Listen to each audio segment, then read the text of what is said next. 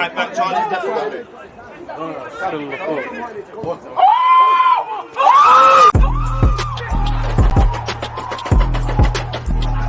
Because you always use that active when defending. I think it's like.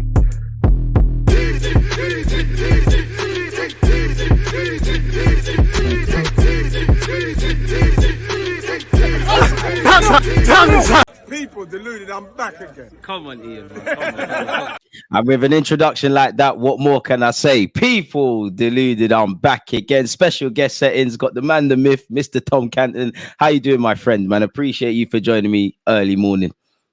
All right, man. I'm always up early, so it's as I know, man. I watch your shows. I'm always in the comment section of that, man. Well, appreciate it, bro. Appreciate it. Minor, man, you're good at your craft. As you know, I like the way you think about things. I like the way that, you know, you might have your opinion, but I don't know how you put it into words, but you kind of could look at things from the outside, man. Got a lot of time for you, man. But yeah, obviously, I've got you here to discuss Arsenal. I've got a series of questions in front of me. I know you're pressed for time. I kind of want to start. Normally, I would ask you about the Premier League and stuff, and we're going to get into that. But because I look at your tweets, and I do think Arsenal, not necessarily you or me, but I do think our fans are considered like the boys and girls who cry wolf. But I do think the way we're portrayed and how other clubs are portrayed is completely different. I want to talk about Liverpool very vaguely, yeah? And I've got here, do you feel if we failed to secure our top targets in the fashion Liverpool have, would we be crusaded in the media, really? Because I personally think if we missed out on Caicedo like that, if we missed out on Lavia like that, if we went and signed, I don't know him too much, but that Stuttgart lad, they would say there's a lack of planning. Yeah, it's difficult, isn't it? Like you use the words like a lack of planning. I think we'd probably be accused of it. But at the same time, like the planning was obviously there. But when you get to the top table of transfers, there's something to be said about the fact that you're not going to be the only club going in for one player. So is it planning or is it the inability to convince your targets to join you as a club? And I think maybe for Liverpool, that's been the situation that they've had. For whatever reason, clubs are looking at Chelsea now and thinking that project is more likely to succeed in the time over their contract than what Liverpool's is. And to be honest, I don't necessarily think that that's not a wild accusation. Chelsea are spending loads of money. They're bringing in loads of young talent. They've won the Champions League very recently. I know Liverpool have too, as have they won the Premier League as well. But Chelsea and the kids that they're bringing in, someone made a really great point to me that these young, you know, late teens, early 20-year-olds grew up watching Chelsea win leagues, you know, and we used to have that with Arsenal back in the day. And when we were like struggling during the early 2010s, the kids that we were starting grew up watching Thierry Henry. But Thierry Henry is a long time ago now for Breaking Arsenal. my heart. It's his birthday, man. It's the reality, sadly. We're getting old. We're getting old, mate. And, you know, Arsenal need to get themselves back into a position where we are now, you know, where, again, in another decade's time, then Arsenal again are thought of as that side that, you know, win titles on a regular occasion. But Chelsea, I think, are just in a better position than Liverpool to convince players at this moment. I think you're spot on there. I mean, you know, everything you said, I agree with. Obviously, the London aspect with Chelsea, the fact that it seems like whether the project works or not, there's been quite a turnover. There's more of an aggressive approach with Liverpool. They're kind of in that halfway house where if they don't sign certain signings and progress, bit like last season, they're going to go backwards. I'm pretty sure you watch Chelsea, Liverpool. Looks like they're crying out for a six. You kind of set up the second question perfectly, mentioning Chelsea.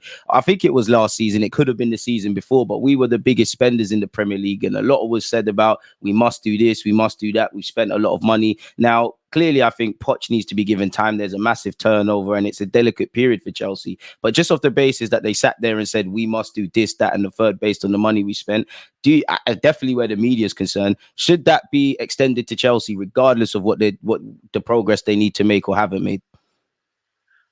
Yeah, I think with Chelsea, they're going to be given some time in regard to the coach in particular. But I mean, you spend, how much have they spent? 800 odd million on the Todd Bowley? Ridiculous. Just over that. Well, he's only been there 2 seconds. Yeah, I know. And it's not even a case of like that money's being spent. Do you remember like PSG first came into money? They bought Ibrahimovic, they bought Thiago Silva, you know, they bought established stars, you know. Whereas Chelsea is spending all this money, but they're not doing that. What they're doing is they're kind of accruing all of these really young, the best talents in the world that they're hoping will develop them into a side in 2, 3, 4 years' time that will be this juggernaut of a side that have got all the best young players coming through still. continuing that turnover when like Thiago Silva eventually moves on. They have Levi Colwill to come in, they bring in another young centre half that they've already done with Badiashile and Disasi. So it's a different type of project than the previous sides like PSG or thing about, well, I guess you can put Man City in that fold as well, who bought like Robinho and was it Alana, the Brazilian guy? Alano. Yeah, the Brazilian guy that came in, they bought Tevez as well, obviously. They brought established players, whereas Chelsea aren't doing that with this new injection of funds. So I think they will be allowed some time. But there's also, I don't know about how you feel about this, but if they don't get top 4 this season, that must be a massive underachievement still for them. I mean, you said it there, and that's kind of what I was getting onto. It has to be an underachievement. Like, I agree with what you're saying. I mean, not that I'm jealous of Chelsea because I'm a fan of Arteta and the players we've got, but, Caicedo, Elise, even Levi Colwill, who a bit like Saliba is like a new signing for them. You can't help but not think you could do with them in your squad. Clearly, it would be a miss, isn't it? Like, the priority for them, again, Chelsea never really lied down for long. Has to be aspiring for major honours. But you're right, top 4, there's way too much money. They're not in Europe, so that's the luxury that they have over other clubs. So they've got time to really settle on a fix 11 and kind of experiment. Top 4 has to be the aim, really and truly, because I know Chelsea pretend they haven't got money, and I know there's FFP red tape, but you're kind of cutting off your nose to spite your face if you spend all of this money and put these players on big contracts and get an exciting manager with Poch that has a proven record of developing players and not getting top 4 as a minimum, really and truly. I think Chelsea have the capacity. Not that I want to praise them, but if it, as Arteta said, the project could go bang, really. So I agree with what you're saying, and that's kind of why I asked you that, because, as I said, I do think Arsenal fans, we do this woe is me thing, and there is a lot of injustice in how we're portrayed and how the media speak about us. But regardless of Arsenal fans, I don't think that means we're wrong, because I don't think Arsenal have the luxury of Liverpool and Chelsea currently, how the media portrays them. Moving on from that, what is your opinions on the Forest game? Because there were some big calls by Mikel Arteta. Arsenal fans lost their marbles with inverted right backs in Partey. Gabriel dropped. Tierney left out for tactical reasons. But it worked. We got 3 points. Obviously the second half probably made it more difficult than it needed to be. But what do you make of our first game of the season?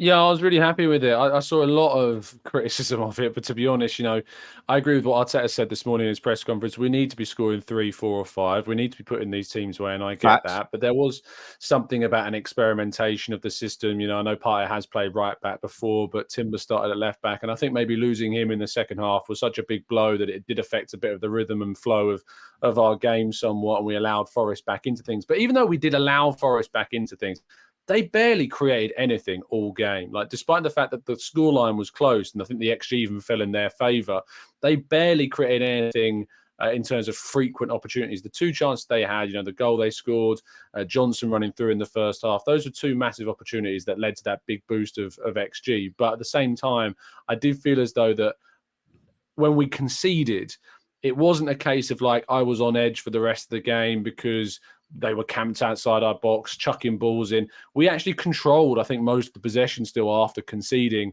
And, we looked the actual more likely to score at that point when it was 2-1. Yes, they had that free kick which they put into the box, I think, when Gabriel gave one away in the corner. But beyond that, Havertz went through. I think Trossard escaped a couple of times.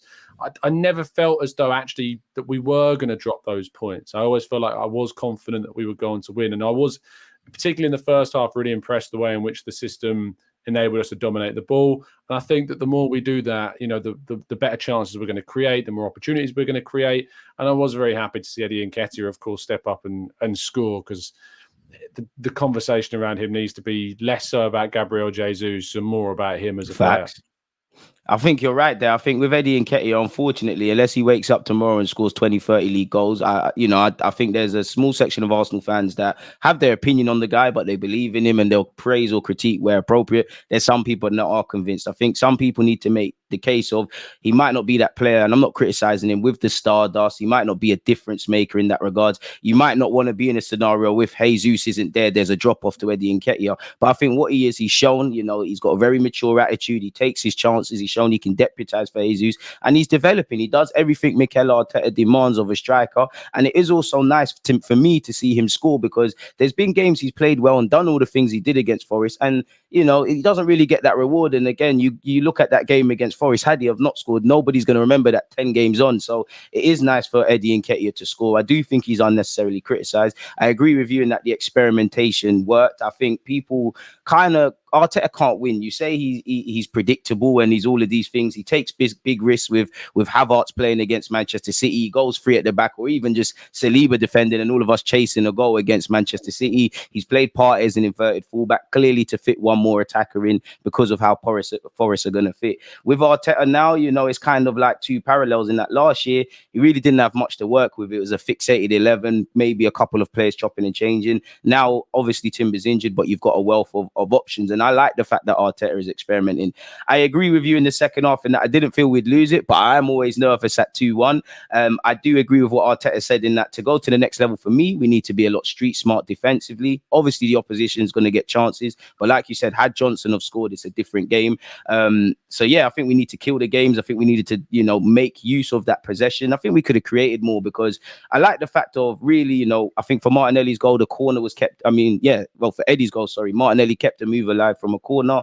Then obviously Saliba disarmed Morgan Gibbs-White from a dead ball, and Saka scored a screamer. So I like the fact that we took advantage of that. I like the fact of Arteta is gambling a bit more at home in a team that's going to sit off us. The only thing I'm disappointed as, and you know, I've spoken on your channel, you've been here, to go to the next level, I think we need to defend a lot better. I think, you know, we need to chase the illusion of perfection in a sense of we could have scored 3, 4, 5. We've shown we've got the capacity to do that, and we need to keep clean sheets. I thought Ramsdale deserved the clean sheet, and I just feel the transitions is an Achilles heel of ours. Like, it's been there last season. I think anytime we've played a quote unquote decent side in pre-season leading to this point, you know, Man City, Barca, Man United, Monaco, for the goal they scored, let alone you know, the opportunity where it hit the post where they moved from their goalie to their striker, and obviously against Forest with the subs, I think we could do better. But that's football. You're going to lose the ball on transitions. There's a lot of turnovers and things. You touched on it, and I've been avoiding it because it is a kick in the teeth. But Timber, man, like 50 odd minutes into his you know, official Premier League game,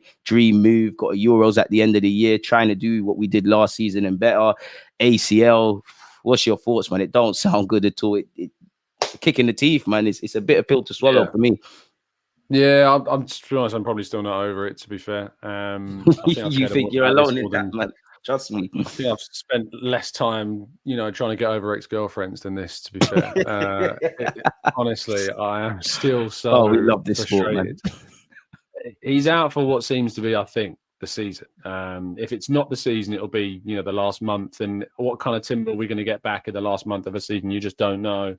I think that we have to go off the assumption that he isn't going to be back this season, which I agree. Sucks. But if it was going to happen, thank goodness it's now and not September, because Amen. I still think there's enough opportunity for Arsenal to go into the market and look at if they're, you know, if they were thinking about signing a defender in 24, just bring that plan forward now to 23, getting a Mohamed Simakan, getting a Benjamin Henriks, getting someone that you think is going to add depth and versatility and quality to those fullback positions. I think the right-hand side is where to target. I don't think left-back is the area to target, because I think we've got Zinchenko, Kivior, Tomiyasu that can all play there. Still have Tierney as well. Remember, he's at the moment, it doesn't look like he's leaving because the options just aren't there for him to go. But a right-back, the idea was that you bring in Timber, which means you give Saliba the depth of having Ben White, you know, can play in that right centre-back role if you need him to. You also give Benjamin White a day off occasionally as well. Yeah, exactly. And I think that you've got Timber, and you've got you had Timber, and then you had White, and of course Tomiyasu that can also play right back, and Partey, you know, who's playing right back in the other day as well. Fans might kill us for that, but it kind of worked out. You know, he kind of spent the whole game in midfield. Well, still is. You know, there's options. But I'm just so gutted, because for me, despite Rice, despite Havertz and all the money spent on those, I'd been saying that I thought this guy was going to be the signing of the summer for us. I'd like to say I joined you in that regards as well, because obviously Havertz, there's a plenty of talking points in that regards. Declan Rice, big player, costs 105 million. I don't think everyone's privy to watching the Dutch league necessarily, but how can you not like Timber? The man's aggressive, he's tenacious, he's strong 1v1.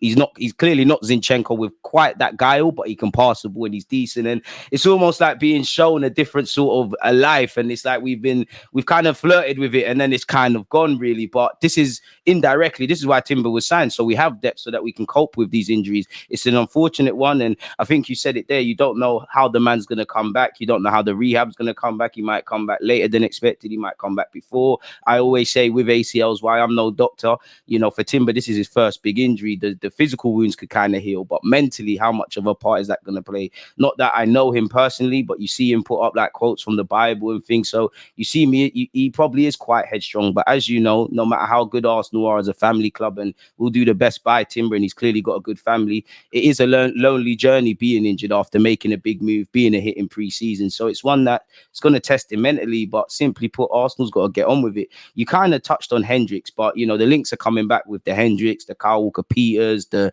João Cancelos. I'm probably missing someone else out, Timothy Cassandre. Where are you at with that? Would you bring any of them in? How likely do you think that is one? Arteta in his press conference this morning was saying about how, you know, they're still open to attacking the market, which I think is positive. I still think the focus still is very much on moving players out right now because we have a very bloated squad. Someone made a really good point to me, though, that obviously registration for players doesn't happen, I think, till the end of this window. So Timber won't be registered because he's not going to be available. So he won't technically take up a space in the squad anymore despite being injured. So that's something to consider.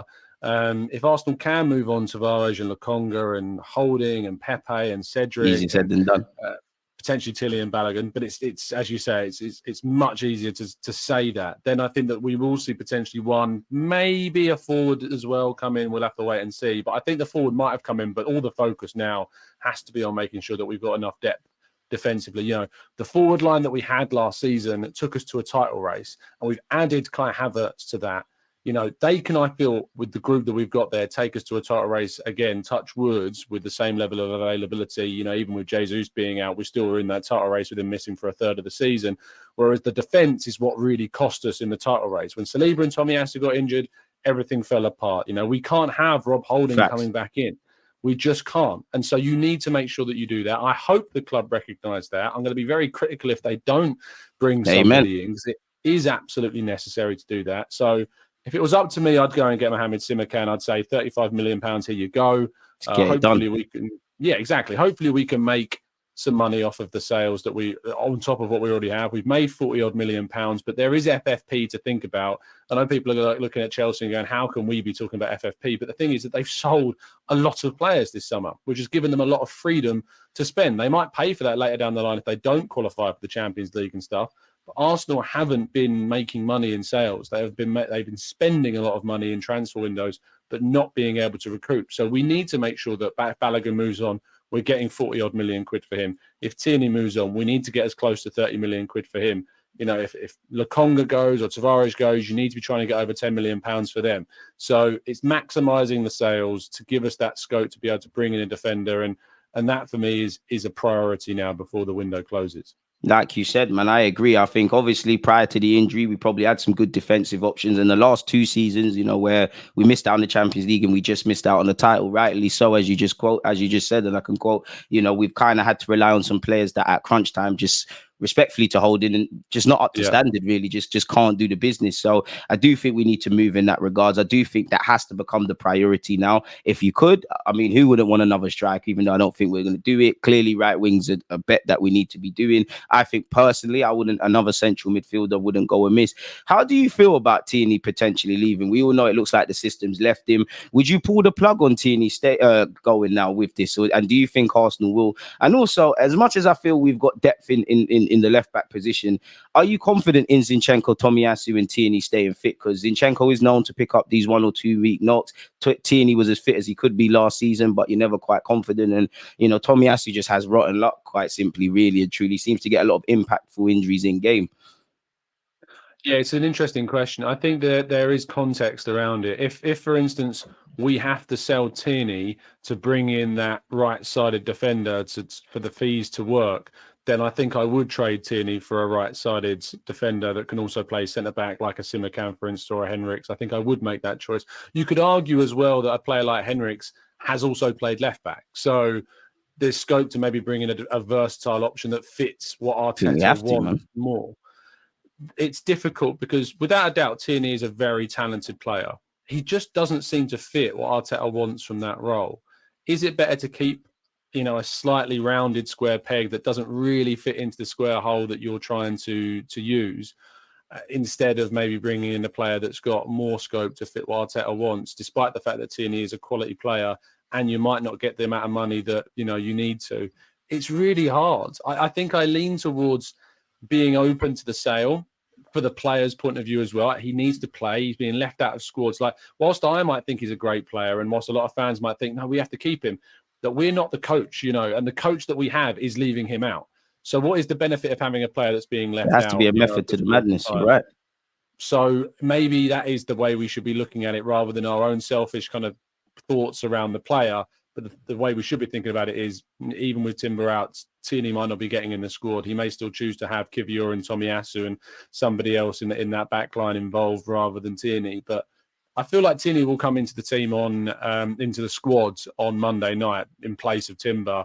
I think Zinchenko is still obviously not fully fit as well yet. I think Arteta said that he's very soon, but I think it won't be Monday night. So I think you'll either see Tommy or Kivior play at left back, which I'm fine with. I like both players a lot. I think that both of them provide a really good level of defensive quality. I think Kivior showed in pre-season his ability to progress the ball really well.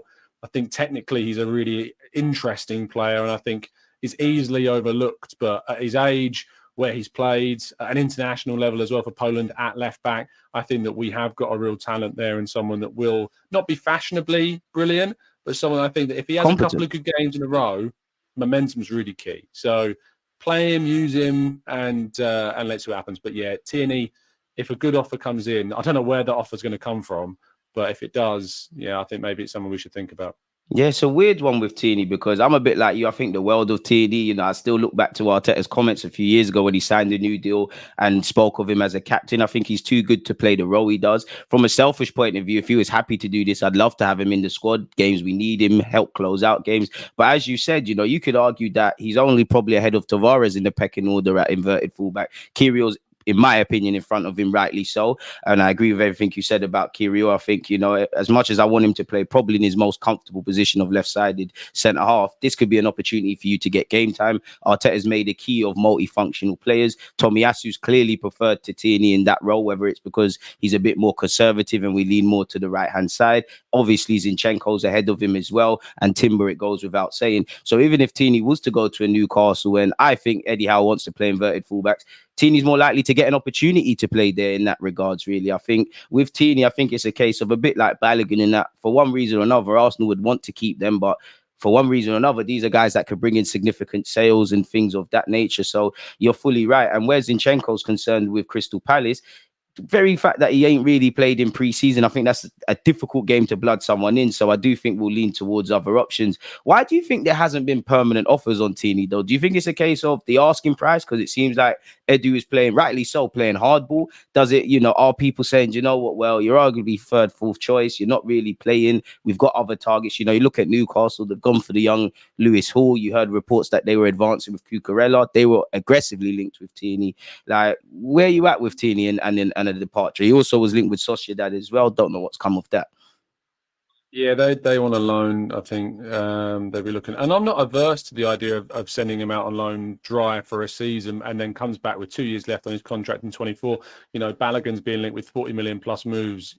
Despite having 2 years left on his deal, you can still get very good fees for a player with 2 years left. We've done Rice with 1 year and an option for £105 million. If you've got a good enough player that's putting good performances, and I think a loan might be the way to do that with Tierney, then I'm not averse to that entirely. But people won't like to hear this, but there is a chance that we maybe rate him a lot higher than what the wider footballing community does. 100% we do, mate. You're not alone.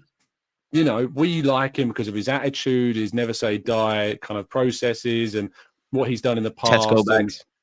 Exactly. You know, he's a likable guy, and that leans into us thinking that maybe he is worth more than actually what clubs like Newcastle and Aston Villa are willing. If Aston Villa are rather spending 12 million quid on Marcus Acuna and Newcastle are willing to spend 30 to 35 million pounds on Lewis Hall, that tells you something. I think a lot of it is to do with his injury record. I think that's probably the primary reason why clubs are a bit unsure, because he's just been unable to have one full season where he's been, you know, avoiding injuries entirely. And if you are going to invest £30 million into somebody, you're going to hope, I know there's an irony about the Timber situation there, but you're going to hope that they are going to be able to stay fit. You know, Timber's not had an injury since Feb 22 that's kept him out of games. The longest was COVID that he was out for, and Arsenal, unfortunate. It sucks again, and again, you're making me get sad again. But it is. I feel like crying. You're not alone, man. No, so Tierney, I think maybe people think he's worth more than he actually is, and I often get battered in my comment section for saying that I always kind of play down player values, but I just try and think from a contextual point of view for how clubs are going to view a player, what his situation is at Arsenal, that this isn't FIFA and you can't just, you know, get a fee that you want and just turn down an offer and you're going to get another one. It doesn't work that way. Like the Matt Turner deal, I was delighted to get 10 million quid, to be honest, because after a year in England, having been bought for 5.5 with 2 million, playing like 7 appearances for Arsenal.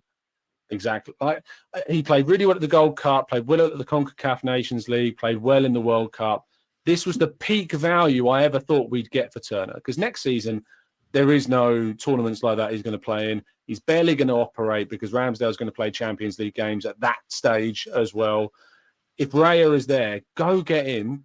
You've got Nottingham Forest that can get Dean Henderson if they want to as well, and no one else is coming in for Turner. So take the 10 mil, run, and move on to a player that you can get like Raya on a brilliant loan deal. Let's be honest. What a masterpiece that is by Edu.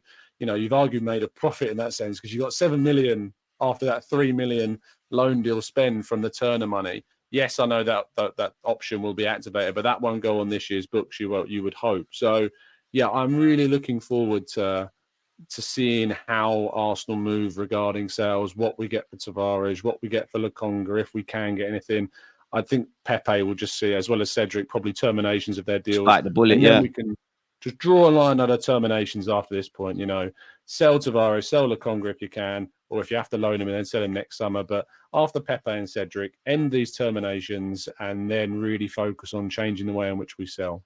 And like you said, you know, we're getting a move on. You know, I think Edu can have all the barbecues he has. I think you look at Marquinhos has gone on loan. We've got some money from Trusty. Unfortunately, you know, I say unfortunate because Matt Turner's a good guy, but we're here to win games. He's gone. We're starting to kind of balance the books. And I would say in relation to Tierney, I don't believe in blind trusting. You know, if Arteta does something that deserves criticism or praise, act appropriately. But when you look at Arteta in his position, do you think he would, you know, in an ideal world, I think he didn't want to move on from Xhaka, regardless of if Xhaka angled for a move. I think the guy loves Tierney, but you need to look at it without romance, really. And the system is developing. And I think Arteta has shown that when Aubameyang was playing, when Pepe was playing with Granit Xhaka and with Tierney, just to trust him, he's got to be cool and calculated. While we've got a family club and stuff, some players that might help us get top 4, etc., they might not be of the scope to help us become a title contender. Some players that me and you rave about, if we want to be a team that by God's grace win this league and try and retain it, Arteta might say, you know what, you're not level, sort of thing. So it's just an unfortunate, you know, trade of the business, really, that you need to look at it without romance. And I agree with your point about Tierney, because I try and do the same thing. As much as I think the world of the Flying Scotsman, if I'm trying to buy Tierney, well, in fact, if Arsenal were trying to buy Tierney from someone else, they're going to ask for top money. But if we was trying to buy Tierney, I'd say, well, you know what? He's third, fourth choice. Can't really stay fit. You know, you just brought in a young Dutch lad. He's now injured, but he took his place. Zinchenko, devil's advocate, might say can't defend for all his strengths. He's ahead of you. So it kind of is what it is. And I agree with what you're saying in that, especially with the Pepes, just draw a line under the sand. And it's a bit interesting with Pepe. What do you even make of Pepe? Because it doesn't appear that he's training at London Coley. 1 minute he's going Saudi, then Besiktas. Seems like an elephant in the room. I do think Arteta has that kind of Pep thing in that they keep their cards close to their chest. But when a player isn't in their plans, they're very specific. I think we saw that with Balogun. And I think he did that with Pepe when he was like, he kind of said something along the lines of the loan just didn't work. It didn't happen. It weren't doing what it was designed to do. Like, what do you make of the elephant in the room with Pepe? That is, it's quite short. It's quite crazy, really. Yeah.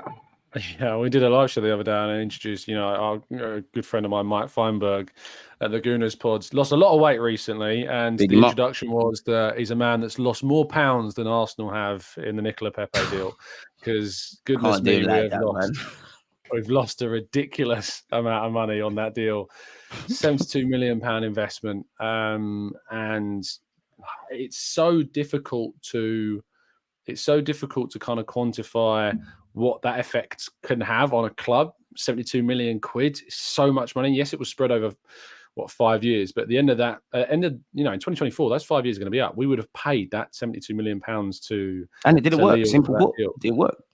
and got very little to nothing in return. Yes, he had a decent season in terms of goal contributions in his first campaign, but after that, it was just, a downhill slope. Last season at Nice, got injured, didn't play much in the second half of the campaign whatsoever.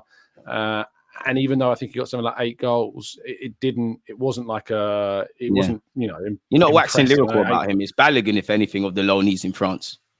No, exactly. So he needs to. I think there's maybe something to be said about the financial demands of his representatives that they are asking for. I mean, if think James Saudi say Benge you want reported- too much, you're asking for too much, surely.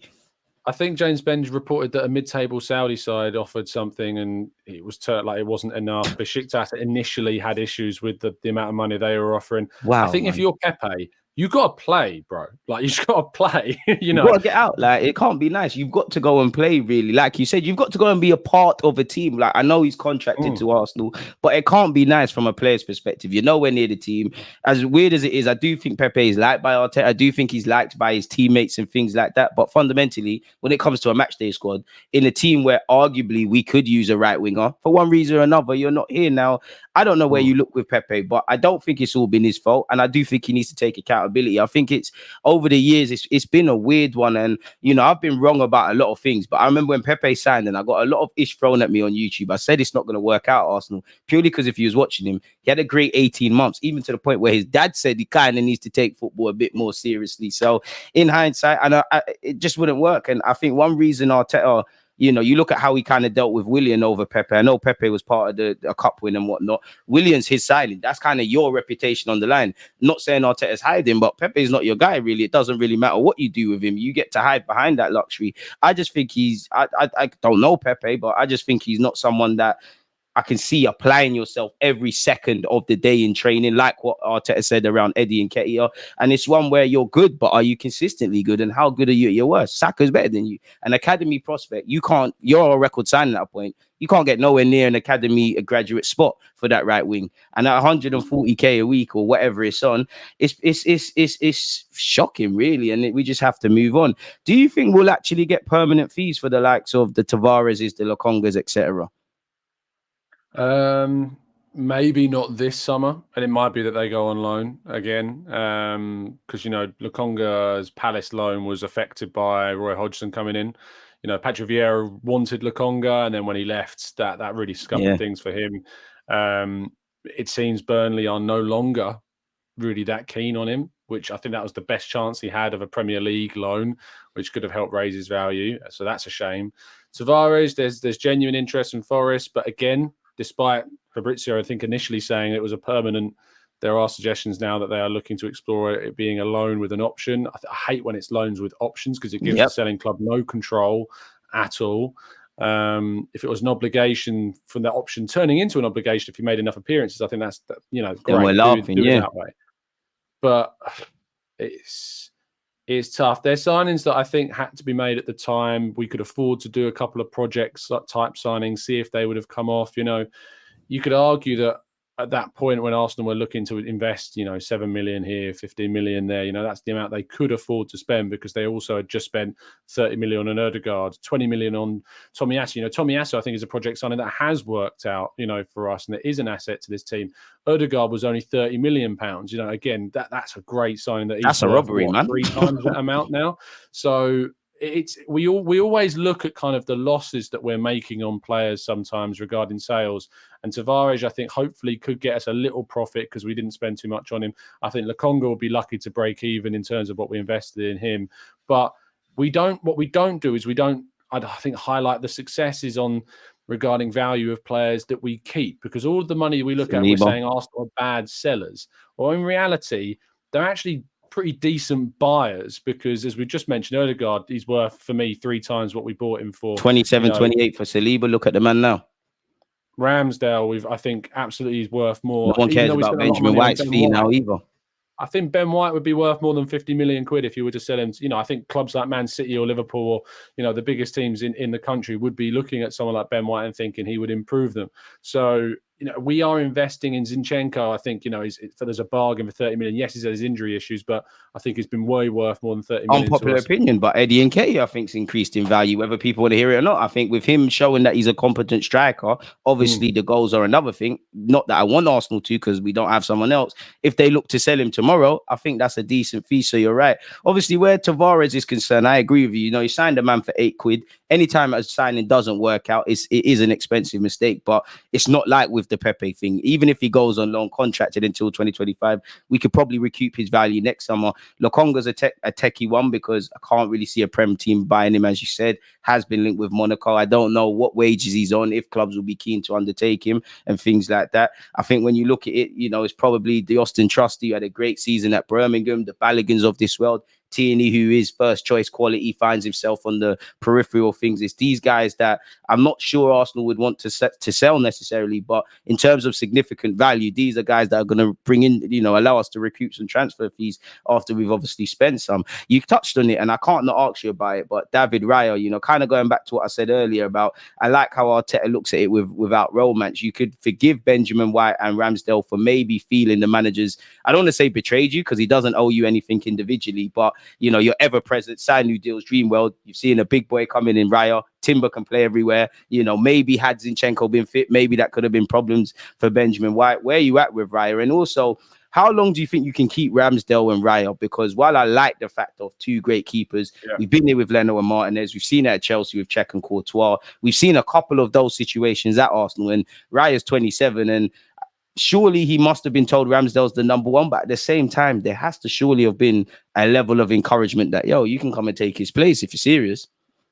I think Arteta will be saying that to every single player that signs, and he will only want players that are competitive enough to do that. I think, ideally, that's probably not the right word. Realistically, I think 2 years is what I think you can probably have both of them. I think if Raya was to say take the number 1 spot in the Premier League this season, Ramsdale might look to move on in the summer. He might do.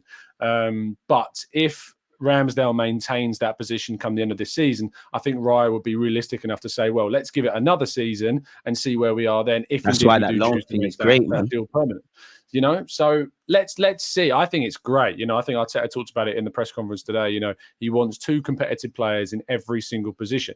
Now, that might be a hint towards what you might do with Timber, having lost him now, and hopefully it is. But the goalkeeping situation, it's a brilliant move for us. Statistically, Raya outshone Ramsdale last season. With his feet, his shot stopping, his cross collections, all of these things he was shining in. And Ramsdale's got a real challenge on his hands this season. I think we can all agree that Raya's probably going to play all the cup games and Champions League games to start off with, which is fine.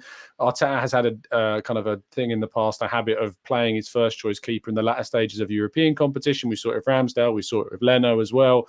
And I think that actually now that will change. Raya is good enough that it will have the trust in him to play him in the knockout stages, should we make it, fingers crossed, to the knockout stages of the Champions League. So I'm very happy with that dynamic. But at the same time, as he points out, and as we've seen with Timber, a crazy injury can happen at any point. And had it been Matt Turner coming in for Ramsdale in the Premier League, I wouldn't have been confident. I think that's potentially a title challenge ending injury if Ramsdale was to be replaced by Turner. You're not wrong. I just think that Ramsdale saves you so many points. Think about Liverpool away last year and what he did there. Leeds away as well, for all his criticisms and mistakes he makes. That man has saved us so many effing times. Exactly. So I think Raya coming in is of a parallel level to Ramsdale. They're on the same bracket in terms of goalkeepers. I personally think that Ramsdale is in the bracket of world-class goalkeepers myself. I know it's a controversial statement. I know not everyone agrees. But when you're being rated as the most valuable goalkeeper on the planet by plenty of different outlets at this moment in time, you're putting yourself in that bracket. He's not fashionable because he's English. He's not fashionable because he's had relegation after relegation at other clubs, and he was signed from Sheffield United. But I'm sorry, I go off on the performances that you put in, and I think he's put in plenty of world-class performances that have saved Arsenal. And I think Raya as well is in a bracket of goalkeepers that would be considered world-class. I think he could easily be Spain's #1 goalkeeper, and certainly this move will be designed to help him to do that. And he was being linked with Bayern Munich of all clubs to be where Manuel it looks like Neuer's there's a free replacement. spot as well with unfortunately Manuel Neuer's injury looking like it's taking long. Jan Sommer's gone, so he loves the challenge for whatever reason. And I think you're right, man. I think with Ramsdale now, you've got, what I like about Ramsdale, whether it's for England where really he should be ahead of Pickford, or if it's when signing, he takes all of these comments in his stride. You know, he's dealt with a lot of BS in my opinion signing for this club, and he doesn't run from competition. The man said it himself, bring it on, really, may the best man win. And I think he's quite mature. And even to be fair to David Raya, clearly they want to play. Clearly, you know, it's a family club, but at the same time, it's me against you. But it's all about the collective. It's all about collaborating to get Arsenal to where they need to be. And I think you're right, let the best man win. And a bit like when Tierney and Tomiyasu lost their spaces, and God forbid if Benjamin White lost his, if Timber was fit, naturally you start filling out our, you know, we've got a certain standard of squad player, because we tried to bring in players that were squad players. And let's be honest, Marie, these kind of players, it does not work out. So if you just find yourself on the peripheral, if you can't upgrade our squad,